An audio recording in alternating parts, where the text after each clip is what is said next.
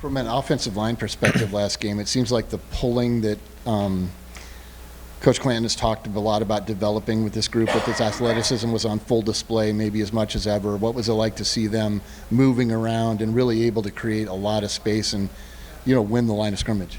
Yeah, it was a big challenge that we had for those guys up front between the O-line and the tight ends. That was probably as good of a defensive front as we've seen here.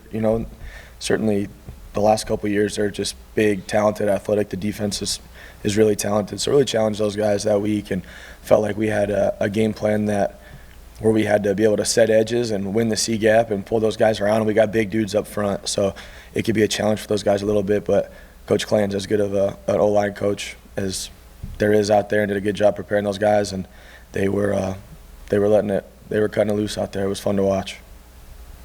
In your opinion, what makes this senior class so special?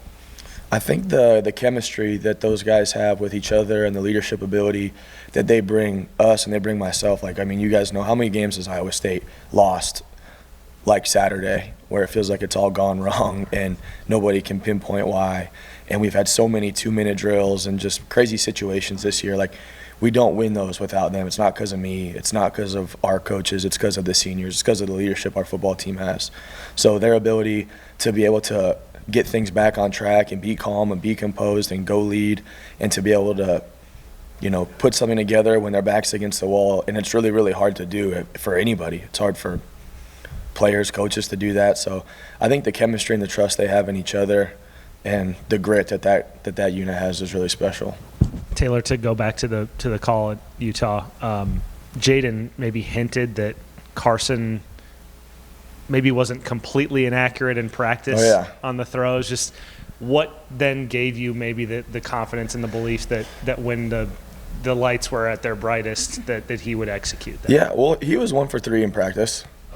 So, that's okay. So that's better than me on the green at the golf course. So, yeah, and it just, I don't know, it kind of felt right. And we had practiced it throughout the season a couple times, and Coach Roll has a lot of trust in it, and it felt like there was so much pressure on the situation, and it was right off of the 2-minute warning too. So it felt like it was a good time as any, and it took everything we had to score, to run the ball in on the goal line when we were going the other way, just to try to sneak it. So I was like, man, probably not going to just run up the middle all this time on these guys. So let's go nutty here.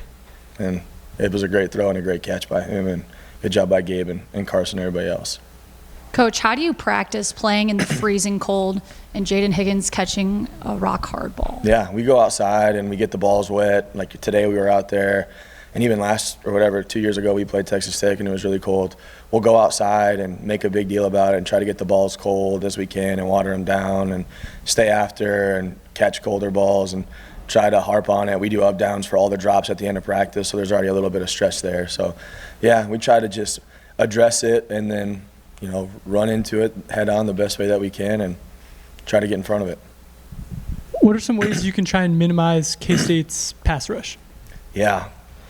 Well, that's a good question. For us, we have, I think, tight ends and running backs, and we've seen the multiplicity of defenses that we see in this conference. From a blitz standpoint, from a front standpoint, we've seen every blitz in America, it feels like, this year. And they're very multiple with what they do on defense, between running our defense, a 3-4 structure, a 4-down structure.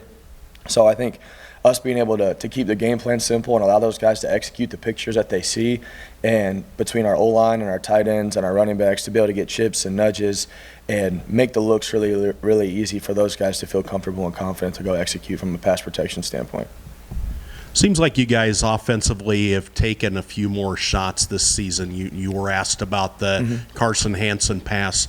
How much of a function of that is trying to keep defenses guessing, because this is the same personnel that teams saw last season, probably a lot of same elements of an offense, but you guys are maybe testing that a little bit more, like going for shots like that?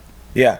Well, I think it's fun to be creative, and it's fun to push the boundaries on things like that a little bit, and we have really good coaches in there and players in there where you could sit down and be like, what if we did this or we've done this, and you have to know what your tendencies are to be able to know what your wrinkles are off of them, and we have a great support staff in there that really helps me and our coaches stay in front of what that looks like And we have good players that can do that kind of stuff. Like we got running backs that are big, that can throw, and we got Jalen that's throwing passes in games and obviously caught a lot of passes in games, and we got quarterbacks that can run and be athletic. So we have a lot of different tools, and I mean we don't got a lot of time left with Jaden and Jalen and some of these guys too. So let's use them to the best of their abilities and have fun with it.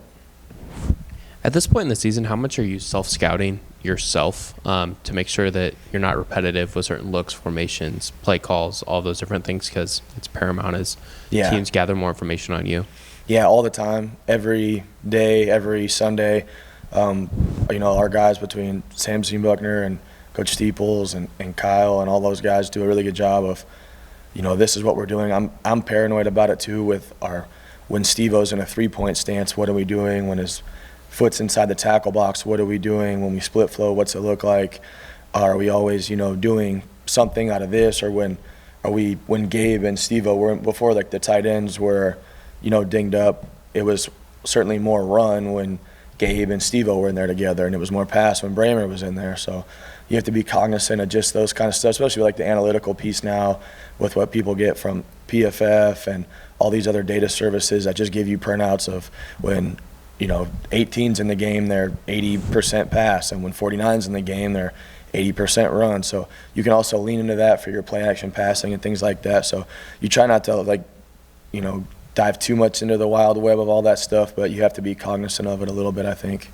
You mentioned, personnel packages leading to certain percentages run, certain percentages pass. I think back to the Kansas game, I think you were in a triple I formation, you called a pass play, and it got you guys down inside the 5-10 yard line. Is it situations like that where you're trying to be creative at this time of the year, maybe even more so that than a trick halfback pass play like you ran on Saturday? Yeah, well, it kind of goes back to your last question. Most of the time when we get into that eye stuff, it's going to be power, or it's going to be inside zone or something like that. So for us, that might be the best where we can get a 7-man protection and be able to get those guys out and get one-on-ones outside, where it is a good way to slow defensive lines down and break your tendencies and things like that, just to allow your guys to go and make plays down the field. And I think it kind of takes a bow off your O-line a little bit, where you're not in 5-man protections. Like we took a sack in that game in 5-man pro. Probably shouldn't have been in 5-man pro, but you get in a 7-man pro and you're bringing more bodies in there, but you're also getting good sell, and it helps keep people honest too on defense. So it's a good tendency breaker for us, and our guys like doing it. That's all we got. Thanks.